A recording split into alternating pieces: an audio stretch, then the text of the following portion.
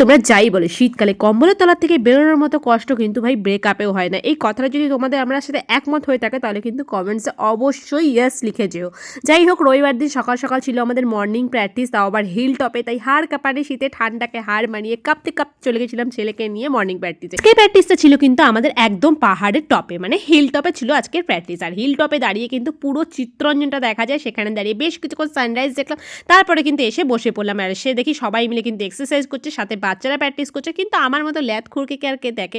আমি বসে বসে মোবাইল টিপছি, কিছুক্ষণ বসে বসে ভিডিও করছি, এই হচ্ছে আমার কাজ। মর্নিং প্র্যাকটিস শেষ হওয়ার পর চলে এসেছি ঘরে, এসে দেখি মা লুচি ভেজে রেখেছে, আমি শুধু দাঁড়িয়ে দাঁড়িয়ে একটু তরকাটা বানালাম।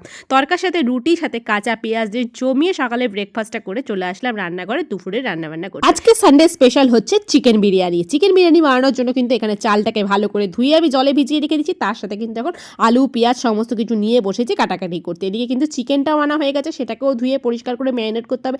যদি সত্যি কথা যদি বলে, আমি বিরিয়ানি বানাতে ভীষণ ভালোবাসি, খেতেও ভালোবাসি, কিন্তু বিরিয়ানি বানাতে সব থেকে বিরক্তিকর লাগে আমার পেঁয়াজ কাটতে।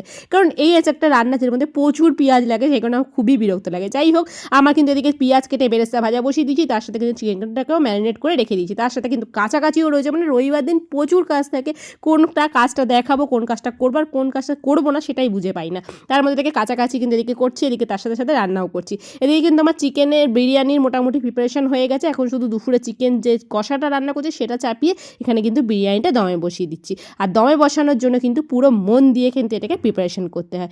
যাই হোক, দমে বসানোর পর কিন্তু এখন বসে পড়েছি খেতে। তো চলো এখন আমরা খাই, তোমরা চ্যানেল সাবস্ক্রাইব করো। দেখা হচ্ছে নেক্সট ব্লগে। তোমাদের বাড়িতে কি মেনু হলো অবশ্যই কিন্তু কমেন্টসে জানিও। তো চলো, বাই।